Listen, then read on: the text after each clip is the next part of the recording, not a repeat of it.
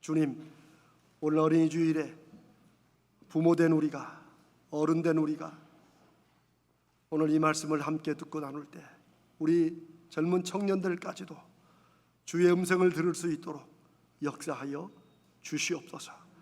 우리 주님 예수님의 이름으로 기도드립니다. 아멘. 참 어떤 면에서 갈수록 좋은 부모 되는 게 쉽지 않은 그런 시대를 우리가 살아가고 있는 것 같습니다. 자녀가 어릴 때는 어린 나름대로의 부모로서 양육하는 데 어려움이 있어요. 그런데 조금만 크면 괜찮겠지 했는데 또 커서는 큰 대로 어려움이 또 있습니다. 사실 자식을 위하지 않는 부모는 거의 없습니다. 제가 자식을 위하지 않는 부모는 없다고 했다가 요즘에 하도 엉뚱한 부모들이 너무 많이 나와서 제가 거의라고 썼습니다. 여기 있는 모든 분들은 다 자식을 위해서 무언가를 말하고 행동하는 그런 부모인 줄로 믿습니다. 문제는 부모가 자녀에게 주는 관심, 훈계 혹은 사랑, 가르침 이런 게 우리 부모나 어른들이 의도하고 그렇게 예상하고 어떤 목표 삼는 그대로가 자녀에게, 아이들에게 전달되지 않는다는 거예요. 이게 옛날에도 그랬었겠지만 현대 사회가 점점 더 이게 심하고 또 겉으로 드러납니다. 그래서 어떤 전문가는 이것을 럭비공과 같다고도 비유를 합니다. 여러분, 럭비공은 우리가 이게 바닥에 튀기면 공이 어디로 튈지 우리 짐작 못하죠. 그렇죠? 예, 안 해보신 분은 해보세요. 럭비공의 타원형이라서 그래요. 그런데 이것처럼 마치 부모나 어른들의 자녀나 아이들에 대한 어떤 관심과 사랑 내에서 하는 건데 이게 그대로 받아들여지지 않고 어떻게 이될지를 짐작할 수가 없다는 거예요. 오늘 우리가 읽은 이 두 본문은 신약 성경에서 자녀 양육에 대해서 말씀하시는 유일한 본문입니다. 골로새서 3장 21절, 에베소서 6장 4절인데 두 구절 모두 공통된 말씀이 있어요. 그렇게 시작해요. 뭐예요? 너희 자녀들을 노엽게 하지 말라. 사실 노엽다는 말은 옛스러운 표현이죠. 그러니까 너희 자녀들을 화나게 하지 말라 그거예요. 에베소나 골로새서나 이 말씀으로 똑같이 시작해요. 부모들아, 너희 자녀들을 화나게 하지 말라. 그런데 우리는 똑같은 말로 번역했는데 제가 찾아보고 좀 연구를 해보니까 헬라어의 원문은 이 두 단어가 서로 다른 단어예요. 그런데 그 이유가 있어요. 그리고 그게 당시나 오늘날이나 우리가 자녀 양육할 때 초점이 되고 귀한 방법이 됩니다. 골로새서 3장 21절은 노엽게 하지 말라라는 이 단어가 에레디제테라는 헬라어를 썼어요. 영어로는 인비터라고 그렇게 번역을 했어요. 이거는 자녀들이 부모가 무슨 말을 하든지 때로는 꾸짖든지 뭐라든지 간에 자녀의 마음속에 원통한 마음이 들게 하는 거예요. 억울한 마음이 들게 하는 거예요. 마음에 깊은 상처를 주는 거, 그게 자녀들이 화를 낸다는 표현으로 쓴 거예요. 반면에 에베소 6장 4절에 노엽게 하지 말라는 파로르기제테라는 헬라어인데 영어로는 다르게 프로복이라는 말을 썼어요. 프로복은 뭔가를 자극하는 거예요. 화가 나도록 자극하는, 열받게 하는 거예요. 쉽게 말하면 참다 속에서 욱하고 화가 그냥 치밀어 오르게 만드는 그런 행동을 하지 말라는 거예요. 어때요? 두 단어가 좀 다르죠? 다르죠. 그런데 이렇게 다른 단어를 쓴 까닭은 그 다음에 나오는 말씀과 연결되어 있기 때문에 그래요. 골로새서는 너희 자녀의 마음속에 원통하고 억울한 마음이 들거나 인격에 상처를 주는 그런 말이나 행동을 하지 말라는 거예요. 왜? 그렇게 하면 자녀가 낙심할 수 있기 때문이다. 낙심하지 않도록 원통한 말이나 마음에 깊은 상처 주는 행동 부모가 자녀에게 하지 말라는 거예요. 에베소서는 너희 자녀가 부모인 너희가 하는 말이나 행동이나 이걸 참다 욱 하고 그냥 견디지 못하고 화가 터져 나오도록 그렇게 자극하지는 말라. 그 대신에 오직 예수 그리스도의 교양과 훈계로, 주님의 교양과 훈계로 양육하라. 그렇게 자녀들을 대하라라고 대안을 제시하는 말씀으로 이어집니다. 골로새서는 부모들이 자녀들에게 하지 말아야 될 것 하나, 낙심하지 않게 해라. 요게 초점이고, 에베소서는 자녀들을 주의 교훈과 훈계로 잘 길러야 된다. 그러니 여기서 막 치밀어 오르게 하지 말아라. 요렇게 초점이 하지 말라, 요건 하라로 나누어져 있습니다. 한번 하나씩 간단하게 살펴봅시다. 자, 골로새서의 양육법, 그것은 절대 자녀들로 하여금 낙심하지 않도록 해야 된다는 거예요. 낙심하지 않도록 하려면 자녀들의 마음에 원통한 마음, 억울한 마음, 인격에 깊이 상처받지 않도록 그런 행동, 말 부모가 해서는 안 된다는 거예요. 왜? 낙심시키지 않도록. 그런데 이 낙심이라는 단어가 제가 좀 찾아보니까 이미 2000년 전 1세기에 그리스 로마 시대에도 낙심하는 것, 특별히 자녀들, 아이들이나 젊은 사람들이 낙심하는 것이 그들의 인생에 치명적인 독이 된다는 것, 그것을 이들이 알고 있었다는 거예요.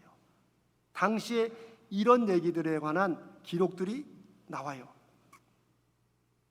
부모들이 좋은 의미에서 정말 자식이 위해서 잔소리도 하고 간섭하고 꾸중도 하고 뭐 여러 가지 하죠. 그런데 이게 지나치든지 하여튼 어떤 이유로든지 자녀들이 그 말을 듣고 마음에 낙심하지 않도록, 결국 그것 때문에 의지와 의욕도 그냥 다 잃어버리고 자포자기하지 않도록, 희망을 잃어버리지 않도록 해라.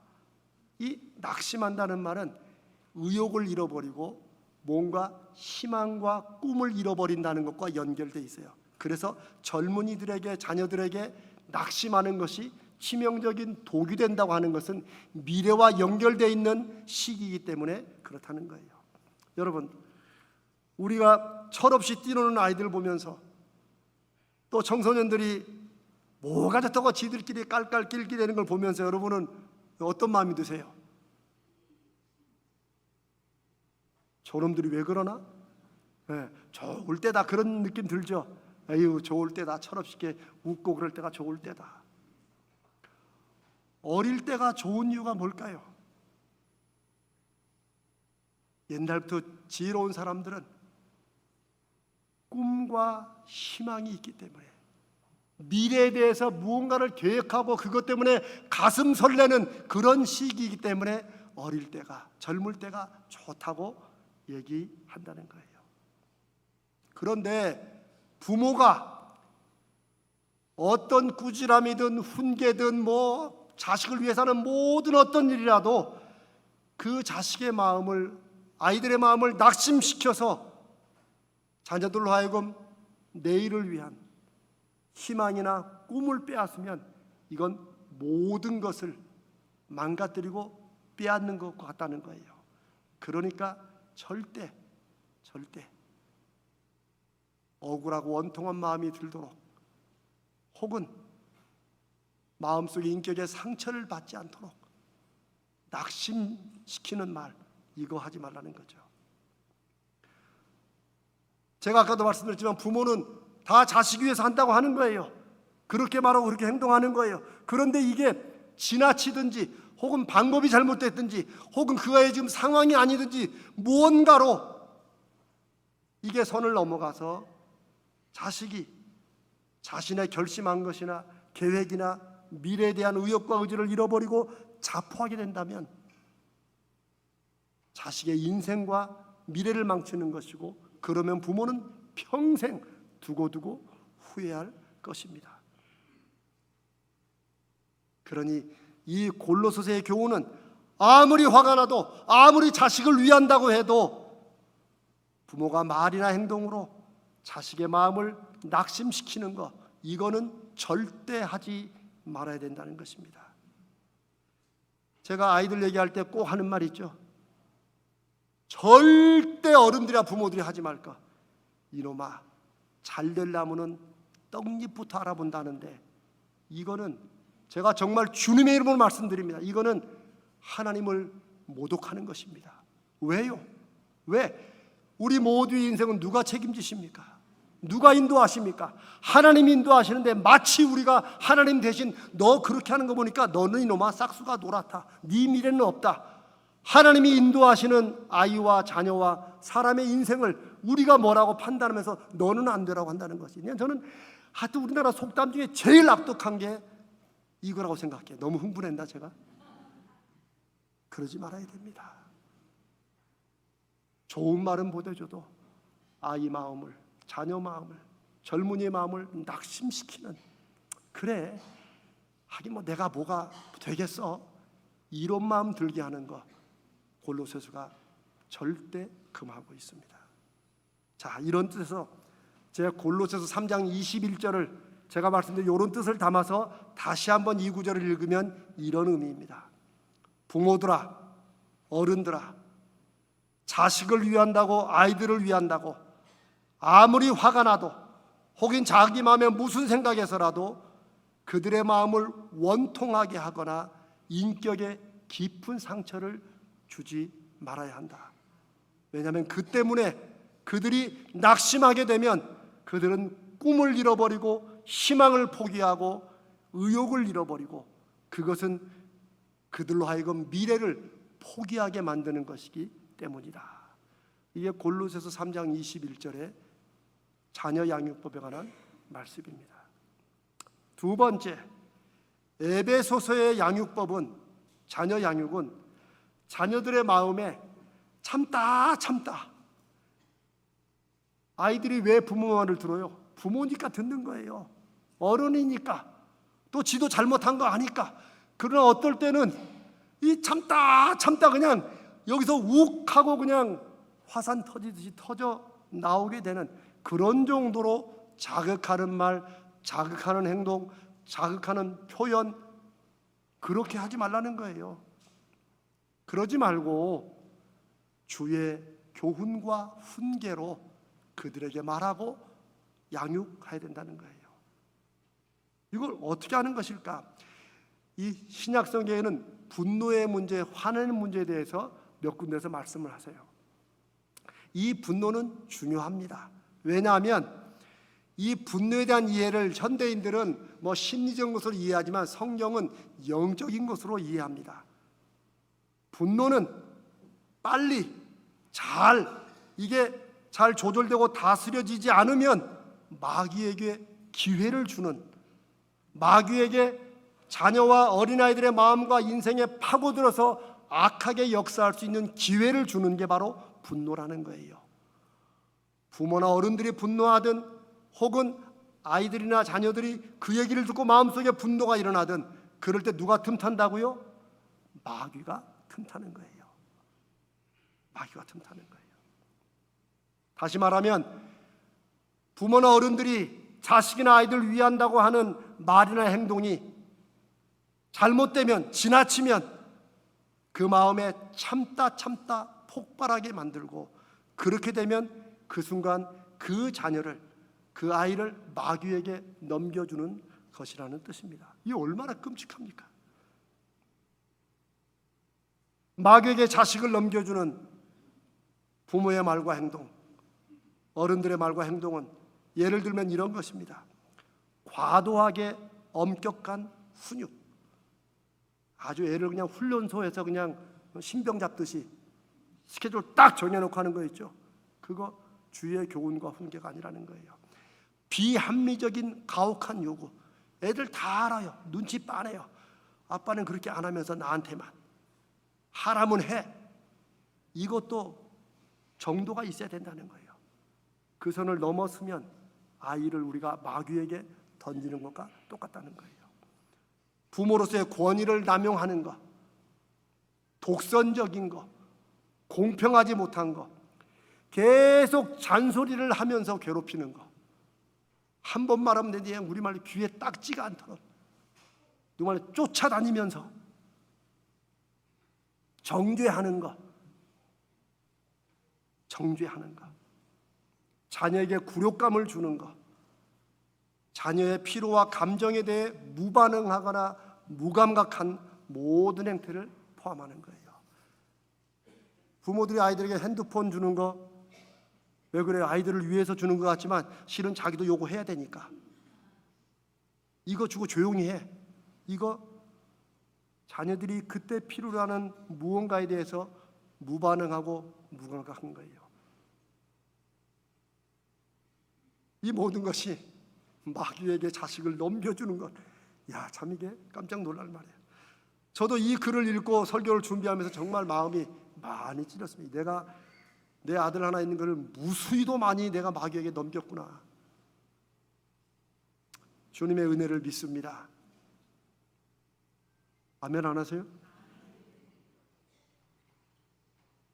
그러면 어떻게 하는 것이 우리 부모가, 우리 어른들이 자녀와 아이들을 양육하는 것인가?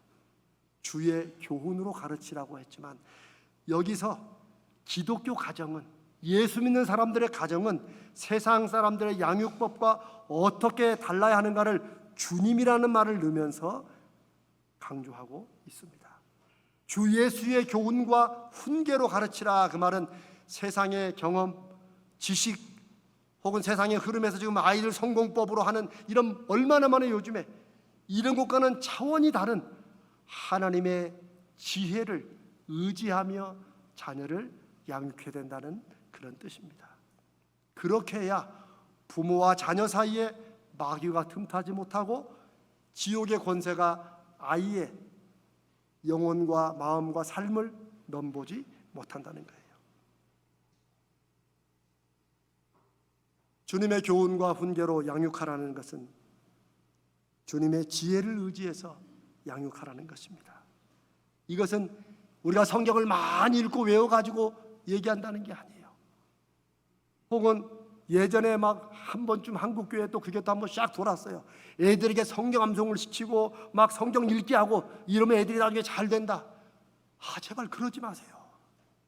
여러분, 그렇지 않습니다. 제가 진심으로 말씀드리건데 성경 창세기에서 요한계시록까지 다 줄줄줄 외워도 그 속에 예수 그리스도가 진정 자기의 주님으로 마음속에 있지 않으면 성경 외운다 한들 그게 무슨 의미가 되겠습니까?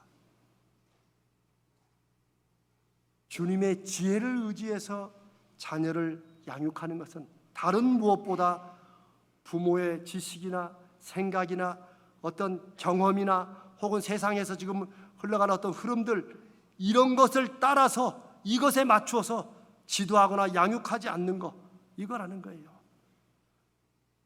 여러분, 쉽지 않습니다. 지금 어린이날이라서 아이들에 관한 기사들이 많이 나오죠. 그 중에 하나가 초등학교 아이들이 학교 끝나고도 친구들과 놀지 못하는 이유가 가장 큰 게 뭔 줄 아세요? 학원 가야 돼서.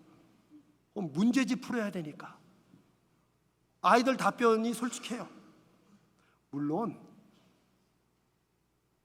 저도 아들을 키워봤고 누구보다도 아이들의 그 양육하는 부모들의 마음을 압니다. 부모 마음은 실제 그래요. 아니 다 학원 보내는데 다 하다못해 이거라도 하는데 우리 애만 안 하면, 우리 애만 뒤처지고 우리 애만 나중에 부모로서 뭔가 준비시켜야 될 것을 준비시켜주지 못한 거 아니냐. 그런 절박함, 그런 두려움, 그런 불안 충분히 이해합니다. 저는 이게 쉽다고 드리는 말씀이 아닙니다. 그러나 불가능한 것도 아니고 우리가 주님을 의지하고 믿고 산다는 것이 결국 무엇인가? 우리 자녀 양육에 있어서, 우리 아이들을 교육하는 데 있어서 그걸 한번 솔직하고 진지하게 한번 돌아보자는 거예요. 우리 알잖아요, 다. 우리가 초등학교, 중학교, 고등학교 때 학교 성적이 어땠는가가 지금 우리 인생을 좌우하는 거 아니잖아요. 다 알잖아요. 우리는 아는데도 불구하고 내 자식 키울 때는 그래도 학교 성적이 우선이고 학원 가야 되고, 부모가 실컷 자녀에게 전화해서 첫 번째 물어보는 말은 너 오늘 학원 갔다 왔어? 너 문제집 풀었어? 너 이거 했었지? 그런데 그게 자녀들을 위한 것이지만, 위한다고 하는 것이지만 우리 아이들을 힘들게 하고 무엇보다도 아이들을 아이답게 자라지 못하게 하는 요인이라는 것이에요. 참 저도 설교 원고를 몇 번 고축을 쓰면서 내가 또 허공을 맴도는 얘기만 하는 게 아닌가. 목사님이야 그렇게 말해도 부모가, 어른들이, 우리 교회 학교의 교사들이 우리 아이들을 주님의 교훈과 훈계로, 말씀으로, 주님의 지혜로 아이들을 양육하고 가르치는 것이 무엇일까? 제가 다음 주에도 말씀을 나누겠습니다만 저는 가장 우리 교회가, 예수 믿는 부모들이, 우리 교사들이 해야 될 가장 첫 번째는 저는 아이들에게 인생의 큰 그림과 방향과 비전을 갖게 해주는 것이라고 확신합니다. 물론 아이들이 인생이라는 말을 알아듣겠어요? 자, 한번 이런 예를 들어보겠습니다. 제가 예전에 부모 교육을 하거나 이럴 때 제가 어디서 책을 보고 제가 너무 감동받아서 그렇게 해보는 작은 실험이 있어요. 여러분도 아실 거예요. 요 통, 바켓이나 뭐 이런 거 하나를 준비합니다. 그렇게 하고 큰 돌 하나 하고, 다음에 주먹만한 작은 돌멩이들 여러 개 하고 모래를 이렇게 쌓아놔요. 자, 그래놓고 어떻게 해야 이 통 안에 이 모든 걸 가장 잘 담을 수 있을까 한번 생각해 보라고 해요. 여러분 어떻게 하면 잘 담아요? 순서가 중요합니다. 거기에 작은 돌멩이나 모래부터 채우면 나중에 뭘 못 집어넣어요? 큰 돌은 들어갈 수가 없어요. 그런데 이거는 무엇을 위해서 심리학자들이 이런 실험과 이런 것을 만들어냈느냐? 바로 인생에 무엇이 우선인가 하는 것을 얘기해 주기 위해서예요. 인생이라는 통에도 먼저 가장 큰 돌멩이인 가치관, 인생을 왜 사는가? 인생은 어떤 방향으로 살아야 되는가? 너는 인생을 통해서 무엇을 향해서 가고 싶은가? 이런 것을 먼저 아이들의 마음속에 심어줄 수 있도록, 아이들이 가질 수 있도록 하자는 거예요. 그런데 저는 우리 교회는 그렇지 않으리라고 믿습니다만, 이런 말 하면 그거 교회에서는 한 소리고, 그거 그냥 배부를 때는 한 소리, 지금 당장 지금 애들이 어떤 직업을 갖고 이런 게 중요한데, 이렇게 하는 것은 일단 급한 대로 모래부터 채우는 거예요. 무엇이 될 것인가? 어떤 직업으로 갈 것인가? 이거보다도 그 직업을 가는 이유, 내가 그렇게 되고 싶은 이유가 뭔지, 그것이 마음속에 가장 큰 바위로 자리 잡아야 돼요. 인생의 목적, 의미, 방향, 왜 사는가, 어떤 방향으로 무엇을 위해 살 것인가, 이것은 그냥 하기 좋은 말이 아니라 인생을 살아보면, 이제는 인생의 마무리를 정리해야 될 나이쯤 되면은 열심히 살았지만 모래 채우느라고 정작 큰 것을 채우지 못했던 인생에 후회하는 분들이 많지 않습니까? 구체적인 직업, 요즘에 아이들에게 장래 뭐가 될래 그러면 건물주가 많다는 말을 듣고, 저는 건물주가 나쁘다고 생각하지 않습니다. 좋지요. 근데 더 중요한 건 뭐예요? 네가 왜 건물주가 되려고 하는지. 근데 만약에 한 아이가 아이 그러면 그냥 매달 나오는 돈으로 그냥 쉽게 먹고 살 수 있잖아요. 이러면 절대 그 아이 인생이 건물주도 못 될 수 있거니와 돼도 물려줘서 돼도 인생 망칩니다. 그러나 이 아이가 그렇게 해서 자기는 뭔가 다른 더 의미 있고 가치 있는 일을 하고 싶다. 이러면 건물주 돼야지. 이런 거라는 거예요. 무엇을 하느냐보다 중요한 건 그것을 왜 하려고 하느냐. 이게 인생이라는 마음그릇에 큰 돌을 먼저 담는 거라는 거예요. 저는 이게 주의 교훈과 훈계로 아이들을 양육하는 제일 중요한 첫 번째라고 확신합니다. 직업은 어느 때라도 또 바뀔 수 있어요. 또 어떤 시점에는 이 직업을 바꿔야 될 때가 있어요. 그렇게 본다면 순서가 중요하고, 우리는 예수 믿는 믿음을 가진 우리는, 기독교 가정인 우리는, 우리 교회의 신앙교육은 앞으로 이것을 위해서 아이들의 인생과 장래를 위한 큰 목적, 의미, 방향, 하나님이 이 아이들을 어떻게 보시는지, 우리의 인생을 어떻게 보시는지, 이것에 관한 것을 먼저 심어주고 그 인생의 목적을 위해서 하나님이 그 아이에게 주신 재능과 달란트와 은사가 무엇인지를 발견하게 해주고 찾게 해주고 개발하게 해주고 그것을 준비시키는 것이 저는 우리가 개인으로서, 우리 교회로서, 우리 자녀 교육과 우리 아이들의 교육에 반드시 해야 될 것이라고 확신합니다. 우리 교회 교육은 이렇게 갈 것이고, 제가 여러 번 말씀드리지만 저 키즈 카페는 끝이 아닙니다. 저건 하나님이 하시는 작은 시작에 불과합니다. 저는 하나님 앞에 계속 기도합니다. 하나님, 이거 만들어 놓고 이것으로 끝나지 않게 하시고, 이걸 통해서 적어도 지난 5년 동안 제가 우리 가족에게 나누었던 하나님의 사람들을 키워내는 것이 무엇인지가 눈에 보이는 증거로 나타나게 해 주시옵소서. 우리는 키즈 카페를 운영하려고 저걸 하는 게 아닙니다. 여러분들은 아시죠? 우리가 주일날 13억 원짜리 놀이터를 아이들을 위해서 만들어주고 그걸 통해서 아이들의 신앙교육과 인생의 교육을 하려고 합니다. 적어도 영유치부부터 청소년까지, 어린이집도, 그 다음에 지역사회 아이들도 오면 우리가 그렇게 가르치고. 사랑하는 여러분, 어느 신문 칼럼의 한 부분이 제 마음에 와닿아서 이걸 한번 여러분들께 읽어줘야겠다 싶습니다. 한번 들어보십시오.